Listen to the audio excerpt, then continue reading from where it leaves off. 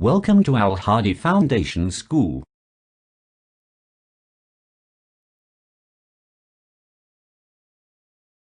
Assalamu alaikum. Welcome to Al Hadi Foundation School.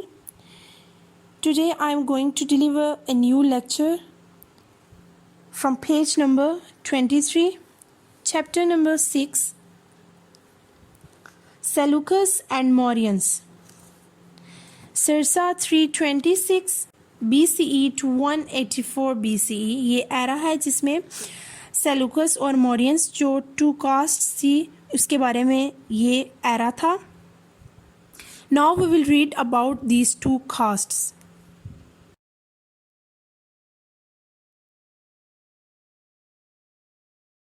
Last chapter you learned that Alexander's empire was divided among the three generals after his death in 323 BCE. जैसा कि आपने पिछले chapter में पढ़ा कि जो Alexander था उसके मरने के बाद उसकी जो सल्तनत थी उसको उसके थ्री जनरल्स में डिवाइड किया गया. Seleucus received the largest share of the empire. जो सेलुकस की कास्ट थी उसको जो है वो बड़ा शेयर मिला एम्पायर में से. His territory included the areas under the Persian rule. तो उसने जो जिन इलाकों पे हुकूमत की वो पर्शियन के अंडर थे. From modern day Anatolia in Turkey to Bactria, now known as the Balkh province in Afghanistan and the Indus Valley. तो अब जो है वो इन एरियाज़ के ये नाम हैं जिस पे उन्होंने रूल किया था.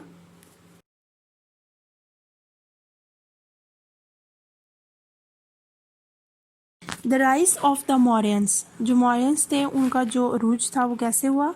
अराउंड द सेम टाइम उसी वक्त के इर्द गिर्द N ambitious young man from the Punjab एक जो इरादा रखने वाला जो नौजवान आदमी था जो कि पंजाब से था was organizing an army to overthrow the last Nanda king of Magadha. वो जो है एक आर्मी को ऑर्गेनाइज कर रहा था और वो जो है उसने ओवरथ्रो तो उसने जो है वो जो नंदा किंग था मगेदा का उसकी जो रियासत थी उसको उखाड़ फेंका. Present day Bihar and Bengal और जो प्रेजेंट डे अब इन दिनों में जो है अब उसका जो नेम है वो बिहार और बंगाल है.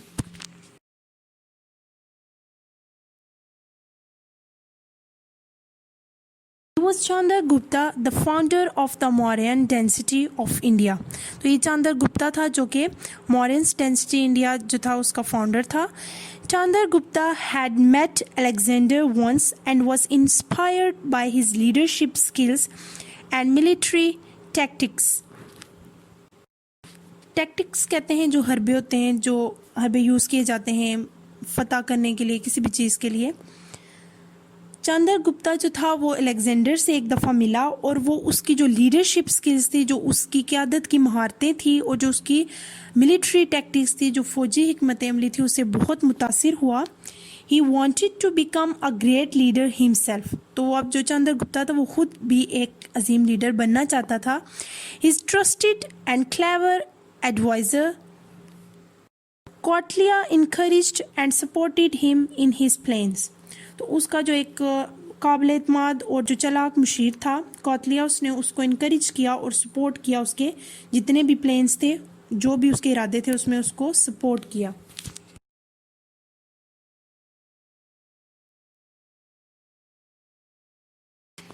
By 320 BCE, Chandragupta Maurya had united much of the scattered empires of India. 320 जो BC सदी हुई थी उसमें चंद्रगुप्ता ने जो कि मौर्य का था उसने बहुत सी जो इंडिया की स्कैटर्ड एम्पायर्स थी बिखरी हुई रियासतें थी उनको यूनाइटेड किया उनको एक जगह किया. With Kautilya's help he overthrew the Nandas and took control of the entire region making Pataliputra modern Patna in Bihar, India, his capital. तो उसने अपने जो एडवाइज़र था कौटिल्य की मदद से उसने जो नंदा था पीछे भी आपने उसको पढ़ा कि उसको उसने उखाड़ फेंक दिया और उसने जो इंटायर रीजन जो पूरा रीजन था उस पर कंट्रोल हासिल कर लिया. ये जो पैट्रीपोल्ट्रा नाम है, ये अब जो उसका वहाँ पे कैपिटल है उसका नाम है। तो इसने जो नंदा का सारा तख्ता था उसको पलट दिया और उसके जितने भी पूरे हिस्से को अपने इक़्तिदार में ले लिया। Now he looked around to drive foreign powers from this region. फिर इसके बाद अब इसने देखा आसपास कि वो इस खित्ते से गैर ताकत जो हो के वो कैसे इख्तियारात हासिल करे।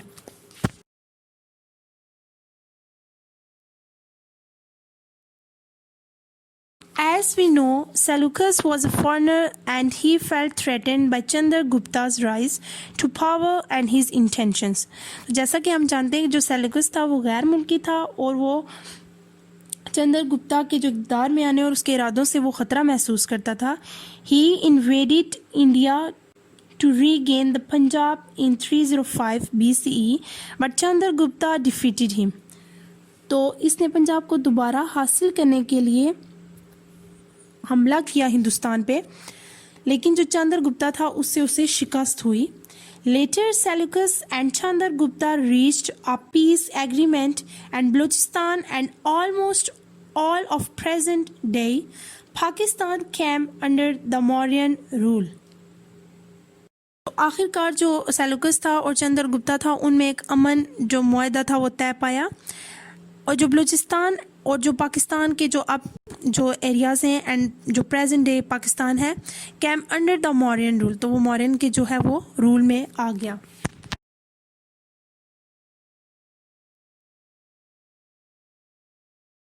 The government, the Mauryans people and the empire were prosperous. जो मौर्यंस लोग थे और जो उनकी एम्पायर थी वो खुशहाल थी। People were made to overwork and pay high taxes, तो लोगों को जो है वो ज़्यादा काम करने और टैक्सेस के लिए जो है बनाया गया था, उनको रेडी इस चीज़ के लिए किया गया था।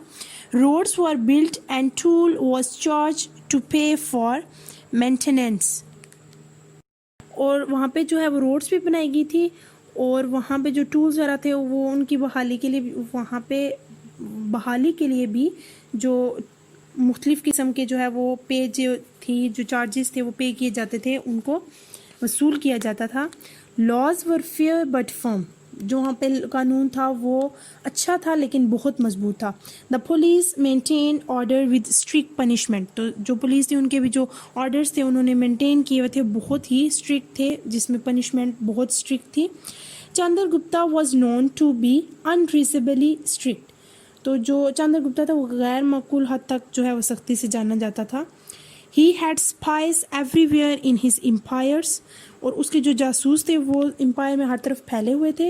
Who immediately informed him if people were unhappy with him और हिज पॉलिसीज़, तो जो लोग फैले हुए थे, जो उसके जासूस फैले हुए थे, वो फ़ौरन से कोई अगर लोग खुश ना होते उससे या उसकी पॉलिसी से तो वो फ़ौरन उसको आके बताते। On receiving any such complain, और इस तरह की कोई भी जब उसको कंप्लेन मौसूल होती, he would have the complainant torture और किल, तो जो शख्स ये कंप्लेन करता था उसको या तो टॉर्चर करता था चंद्रगुप्ता या उसको मार दिया जाता था।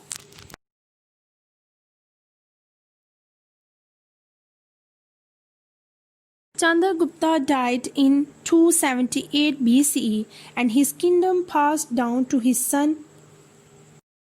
बिंदुसारा। तो चंद्रगुप्ता जो था वो 278 जो है BC में वो मर गया और जो उसकी किंगडम थी वो उसके बेटे बिंदुसारा को दे दी गई। Bindusara conquered Deccan and made it a part of the Great Mauryan Empire। Bindusara ने जो था वो दिक्कन को फतह कर लिया था और उसको पार्ट बना दिया था जो मौर्यन एम्पायर था उसका। With this the entire subcontinent apart from the Kalinga kingdom to the east came under Mauryan rule. तो इस तरह जो सब कॉन्टिनेंट, इंटायर सब कॉन्टिनेंट था, पूरा सब कॉन्टिनेंट था, apart from the Kalinga kingdom, जो कलिंगा की किंगडम थी उसको वहाँ से जुदा किया, टू द ईस्ट मशरिक में, कैम अंडर मौर्यन रूल, तो वो जो मौर्यन थे उनके रूल में ये एरिया आ गया। आफ्टर हिज डेथ, अब जो बिंदुसारा उसकी डेथ के बाद जो 273 BCE में हुई, Bindusara son Ashoka inherited his the kingdom, तो उसको ये जो अपने वालिद बिंदुसारा की जो किंगडम थी वो उसको विरासत में मिली और उसके बेटे का नाम क्या था? Ashoka.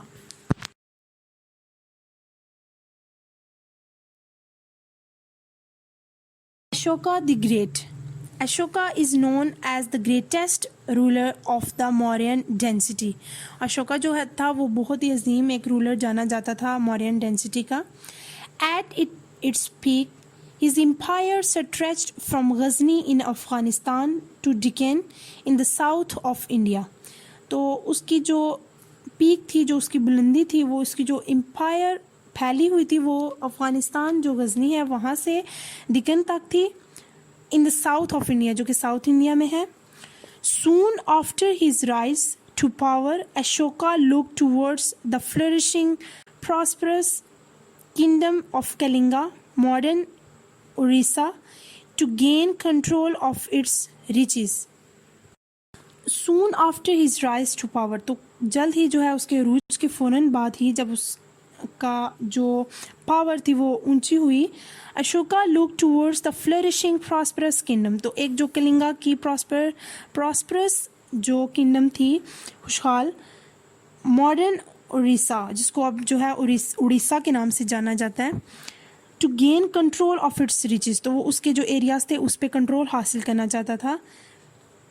He conquered Kalinga after much bloodshed in a fierce war. तो बहुत ज़्यादा जो उसने खून रेजी जो जंग हुई उसके बाद जो है उसने आखिरकार कलिंगा को फतह कर लिया.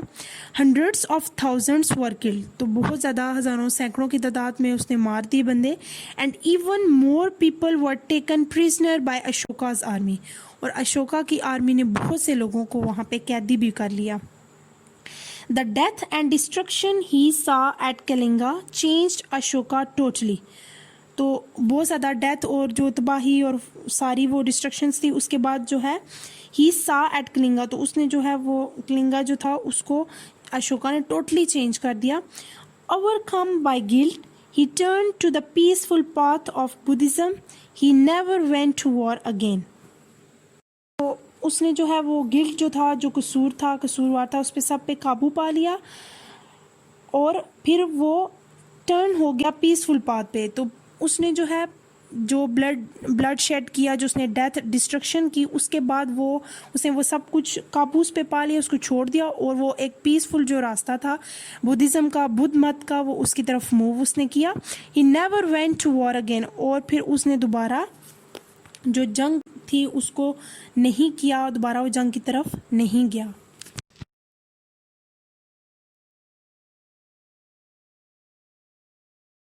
Ashoka's rule. Ashoka's style of government different from that of other rulers. तो उसके जो अशोका के जो गवर्नमेंट के स्टाइल्स थे, जो उसका प्रॉब्लम्स को सॉल्व करने का तरीका था, जो टैकल करने का तरीका था, वो बिल्कुल डिफरेंट था दूसरे रूलर्स थे. He called his subjects his children and sent representatives all over his kingdom to solve their problems. तो उसने अपने मजमून को अपने बच्चे कहा और उनकी जो परेशानियां थी उनको हल करने के लिए पूरी जो तरह के जो नुमाइंदे थे उनको वो भेजता. He did not tax people heavily or necessarily and spent huge sums of money on welfare projects. और उसने लोगों पर भारी या जो गैर मामूली जो गैर ज़रूरी टैक्स था वो नहीं लगाया और उसने फलाह बहबूद के लिए मंसूबों पर बहुत सी जो है वो रकम खर्च की. He lived a simple life and maintained a strong organized army for protection against enemy attacks. तो उसने जो है फिर वो इतना सारा ब्लड शेड करने के बाद फिर उसकी जो गवर्नमेंट थी वो बिल्कुल ब्लड शेड नहीं करती थी, वॉर्स नहीं करती थी और उसने जो है बिल्कुल सिंपल लाइफ उसके बाद बना ली और एक स्ट्रॉन्ग आर्मी जो है वो उसने अपनी तैनात की हुई थी. वो इस वजह से कि वो अपनी जो एरिया से उसको प्रोटेक्शन दे अगेंस्ट एनिमी अटैक्स, जो कि दुश्मन अटैक्स करते हैं, उससे उसको काबू पाए.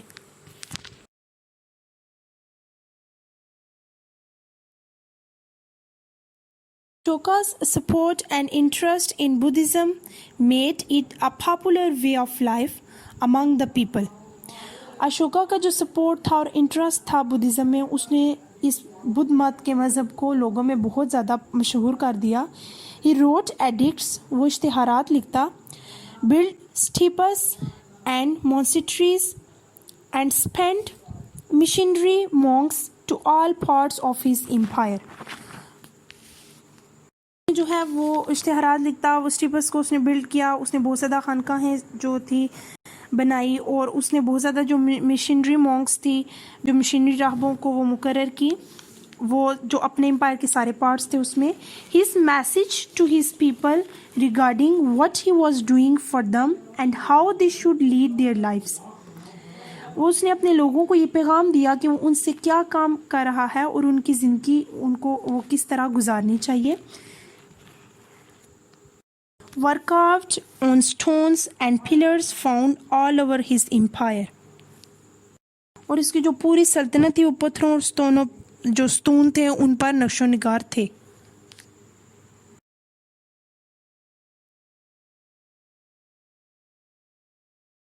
And of the empire. अब इस एम्पायर जो थी इसका एंड कैसे हुआ? Ashoka son and grandsons did not continue his legacy of good ruling and became unpopular. अब जो आगे अशोका के जो बेटे और पोते थे उन्होंने इस जो मिरास थी, लेगेसी थी, उसको आगे कंटिन्यू नहीं किया और अच्छा रूल नहीं किया, जिसकी वजह से वो ज़्यादा टाइम तक वो मशहूर नहीं रही, वो अनपॉपुलर हो गए. As a result the empire became weaker. तो उसके नतीजे में क्या हुआ, जो सल्तनत थी वो कमज़ोर पड़ गई. The caste system crept back into the India society and Buddhism was no longer considered a favored way of life.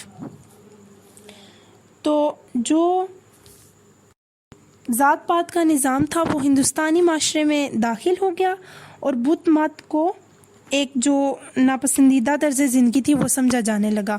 The glorious Mauryan dynasty came to an end. तो ये जो इतनी अच्छी मौर्यन की डेंसिटी जो रियासत थी वो एंड हुई 185 BCE में, when the last ruler Brihadratha was killed by his own commander. तो ये एंड सल्तनत लास्ट तब हुई जब बृहद्रथ जो था उसको अपने ही कमांडर ने कत्ल कर दिया. सो स्टूडेंट्स, इसमें आपने पढ़ा कि पहले कैसे जो एक रूलर था, फिर उसके आगे उसका सन था, फिर आगे उसका सन था, और फिर लास्ट में जो अशोका का सन और ग्रैंड सन था वो इस एम्पायर को बिल्कुल भी नहीं चला सके, जिसकी वजह से ये वीक हो गई और ये ख़त्म हो गई. So this is it for today. Thank you so much. अल्लाह हाफिज़.